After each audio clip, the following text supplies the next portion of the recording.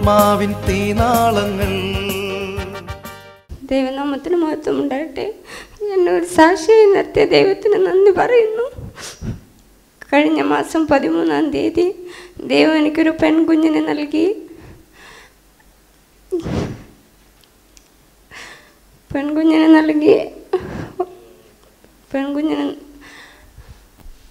കുഞ്ഞിൻ്റെ മുതുവിൽ ഒരു മുഴയുണ്ടായിരുന്നു. ഒരു കൈയില് ഇത്രത്തോളം വലിപ്പത്തിലുണ്ടായിരുന്നു. എത്രത്തോളമാണ് ആ മുഴയെന്ന് ഭർത്താവ് ഒന്ന് കൈമുഷ്ടി കാണിച്ച്.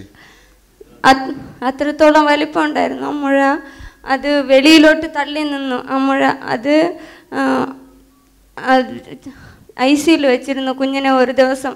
പിറ്റേ ദിവസം രാവിലെ ചെന്നൈയിലെ വലിയ ചിൽഡ്രൻസ് ഹോസ്പിറ്റലിൽ കൊടുത്തയച്ചു. കുഞ്ഞിനെ കൊടുത്തയച്ചിട്ട് ഡോക്ടർമാർ ചെക്ക് ചെയ്തിട്ട് പറഞ്ഞു കുഞ്ഞിൻ്റെ ആ മുഴ അത് ഒന്നും ചെയ്യാൻ പറ്റില്ല, അത് സീരിയസ് കണ്ടീഷനിലാണ് ഇരിക്കുന്നത്. കുഞ്ഞിൻ്റെ മുഴ അത് ഓപ്പറേഷൻ ചെയ്താൽ കൂടെ രക്ഷപ്പെടില്ല, മരിച്ചു പോകുമെന്ന് പറഞ്ഞു. അഥവാ ഈ ഓപ്പറേഷൻ ചെയ്താലും അത് 1000-ൽ 1 തന്നെ രക്ഷപ്പെടും. ആ രക്ഷപ്പെട്ടാൽ കൂടെ അത് കൈ കാലും മുടന്തിയോ മന്ദബുദ്ധിയോ ആയിരിക്കും എന്ന് പറഞ്ഞു.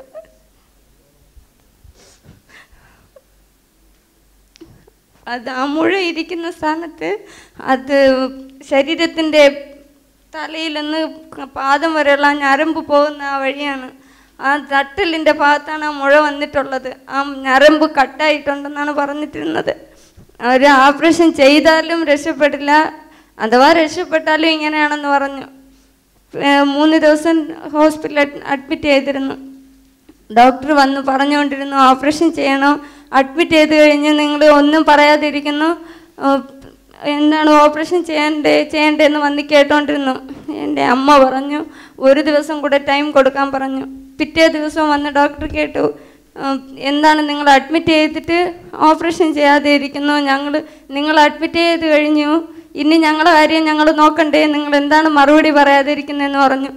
വീണ്ടും എൻ്റെ അമ്മ 1 ദിവസം കൂടെ ടൈം കൊടുക്കുമെന്ന് പറഞ്ഞ് കേട്ടു. വീണ്ടും ഡോക്ടർ വിളിച്ച് എല്ലാ കാര്യങ്ങളും വിശദമായിട്ട് പറഞ്ഞു. അഥവാ ഓപ്പറേഷൻ ചെയ്താലും കുഞ്ഞ് ഇങ്ങനെ തന്നെ ഇരിക്കും, അത് നല്ലതായിരിക്കില്ല അങ്ങനെ പറഞ്ഞു. പിന്നെ ഞങ്ങൾ ദൈവത്തെ വിശ്വസിച്ച് എൻ്റെ പപ്പയും എൻ്റെ സഹോദരങ്ങളും കേരളത്തിൽ തിരുവനന്തപുരത്താണ്. എൻ്റെ സഹോദരൻ വിളിച്ച് എന്നോട് പറഞ്ഞു, ദേവസ്യ സാറിൻ്റെ നമ്പറുണ്ട്, നീ ഒന്ന് വിളിച്ച് നോക്ക്, വിളിച്ച് പ്രാർത്ഥിച്ച് നോക്കാം, കുഞ്ഞിനൊന്നും ചെയ്യില്ലെന്ന് പറഞ്ഞു. ഞങ്ങളുടെ വിശ്വാസത്തോടെ ഹോസ്പിറ്റലിൽ നിന്ന് ഡോക്ടേഴ്സ്മാർ പറഞ്ഞുകൊണ്ടിരിക്കുകയാണ് ഓപ്പറേഷൻ ചെയ്യാം, ഇല്ലെങ്കിൽ നിങ്ങൾ കുഞ്ഞിനെ വീട്ടിൽ തൂയിക്കൊണ്ട് പോയാൽ മതി, നിങ്ങൾ എന്തിനാണ് വെച്ചിരിക്കുന്നതെന്ന് കേട്ട്. പക്ഷേ ഞങ്ങളെല്ലാം വിശ്വാസത്തോടെ ഞങ്ങൾ വീട്ടിൽ കുഞ്ഞിനെ എടുത്തുകൊണ്ട് വന്നു. വീട്ടിൽ കൊണ്ടുവന്നിട്ട് ഞാൻ സാറിന് വിളിച്ചിട്ടേയിരുന്നു, രാവും പകലും വിളിച്ചിട്ടേയിരുന്നു. 17-ാം തീയതി വീട്ടിൽ കുഞ്ഞിനെ കൊണ്ടുവന്നു, പ്രസവിച്ചും 4-ൻ്റെ അന്ന് വീട്ടിൽ കൊണ്ടുവന്നു.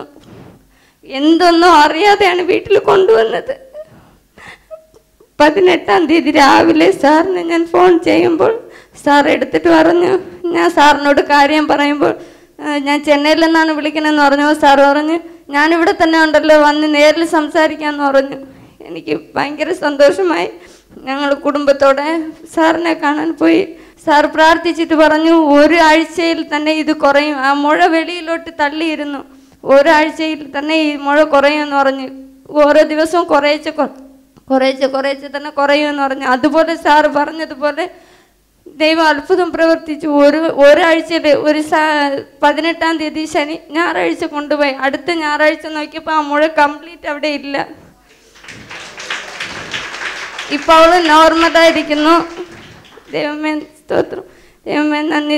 സ്വന്തം ദൈവത്തിനും പ്രാർത്ഥിച്ച് സാറിന് നന്ദി പറയുന്നു. ചെന്നൈയിലെ നമ്പർ 17 സൗത്ത് ബസാർ, പട്ടാപുരം, ചെന്നൈ 72. ഞങ്ങളുടെ കോൺടാക്ട് നമ്പർ 9551107774.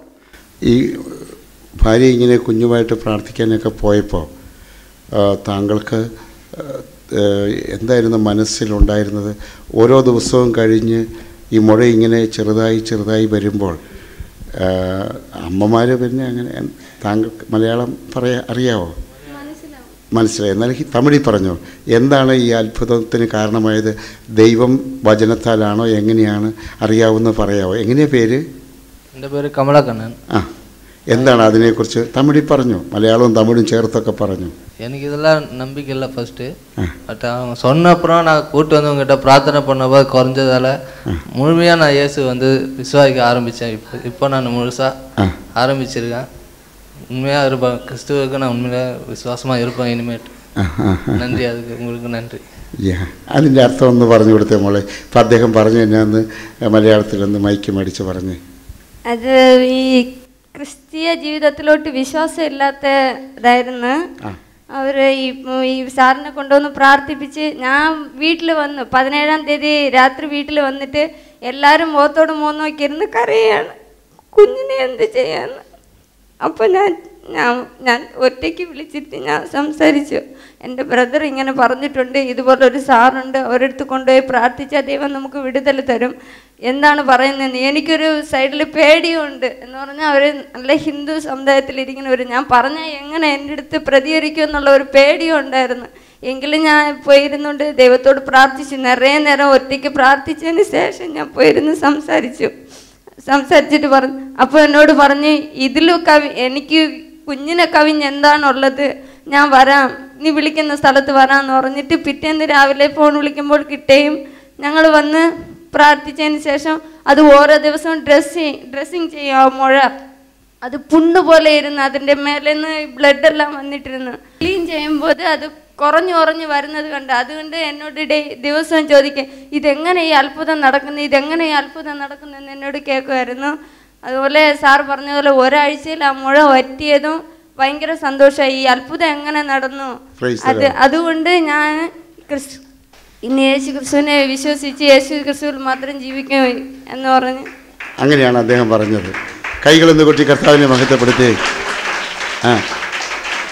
പ്രിയപ്പെട്ടവരെ, എങ്ങനെയാണ് ഒരു അത്ഭുതം നടക്കുക? ഇവരോട് നിൽക്കുമ്പോൾ തന്നെ അവർ തന്നെ സാധാരണക്കാരായ മനുഷ്യർ ക്രിസ്തീയ ആധ്യാത്മികതയിലേക്ക് വന്നെന്ന് പറഞ്ഞാൽ ഒത്തിരി ബൈബിൾ പഠിച്ചോ ഒത്തിരി കർമ്മങ്ങൾ ആ രീതിയൊന്നുമല്ല. ഒരു സാധാരണ പെൺകുട്ടി, അവൾക്ക് കിട്ടിയ ഒരു കുഞ്ഞ്, ആ കുഞ്ഞിൻ്റെ ഭർത്താവ് ഒരു ഹൈന്ദവ സഹോദരൻ. അദ്ദേഹം തന്നെ ഇപ്പോൾ ഈ ക്രിസ്തീയതയിലേക്ക്, ക്രിസ്തുവിലേക്ക്, വചനത്തിലേക്ക് വരാൻ കാരണമായി തീർന്നത് എങ്ങനെയാണ് എന്നാണ് ആ പെൺകുട്ടിയെ കൊണ്ട് ദൈവം പറയിപ്പിച്ചതാണ്. ഒരു മനുഷ്യനെ എങ്ങനെ ദൈവം ക്രിസ്തുവാണെന്നറിയാൻ പറ്റും, ക്രിസ്തുവിൽ എങ്ങനെ നയിക്കാൻ പറ്റും? അതിൻ്റെ മറുപടി ആത്മാവിനാൽ, ദൈവത്തിൻ്റെ ആത്മാവിനാൽ നയിക്കപ്പെടുമ്പോൾ മാത്രമേ ഉള്ളൂ. ചെന്നൈയിലുള്ള പച്ചാപ്പാസ് കോളേജിൻ്റെ എതിർവശമുള്ള സെൻറ്റ് ജോർജ് ഇംഗ്ലീഷ് മീഡിയം സ്കൂളിൻ്റെ ഒരു ഓഡിറ്റോറിയത്തിൽ അങ്ങനെയുള്ള ഒരു ശുശ്രൂഷാ കേന്ദ്രം കുറച്ച് നാളെ അവിടെ ആയിട്ടുള്ളൂ. ഒത്തിരി അത്ഭുതങ്ങളും അടയാളങ്ങളോടെ നടക്കുന്നുണ്ടെങ്കിലും ഒന്നുപോലും സാക്ഷ്യപ്പെടുത്താൻ വല്ലപ്പോഴും പറ്റാതിരിക്കുന്നു. അങ്ങനെ ഇരിക്കുകയാണ് ഈ മകൾ വന്നത്. ഇവളുടെ വിശ്വാസമാണ് ദൈവം മാനിച്ചത്. ഞാൻ പ്രാർത്ഥിച്ചു, അവിടെയുള്ള കൂട്ടുകാർ പ്രാർത്ഥിച്ചു എന്നത് ഒരു സാധാരണ സംഭവം. ഈ പെണ്ണിൻ്റെ കണ്ണുനീര്, ഈ പെണ്ണിൻ്റെ വിശ്വാസം, ഈ പെണ്ണ് പോയി തൻ്റെ ജീവന് തുല്യം താൻ സ്നേഹിക്കുന്ന കുഞ്ഞിനെ കർത്താവ് സുഖപ്പെടുത്തുന്നെങ്കിൽ ആ കർത്താവാണ് ദൈവമെന്ന് തിരിച്ചറിയാൻ ആത്മാവിനാൽ നയിക്കപ്പെട്ടത് കൊണ്ട് ഈ കർത്താവിൻ്റെ ദാസനും സാധിച്ചിരിക്കുന്നു. ഇങ്ങനെ സുവിശേഷം വളരും. ആദിമ നൂറ്റാണ്ടിൽ സുവിശേഷത്തെ ഈ ഹീലിംഗ് പ്രേയറിലൂടെ, ഈ പ്രൊഫസിയിലൂടെയൊക്കെയാണ് പൗലോസാദികൾ വളർത്തിയെടുത്തത്.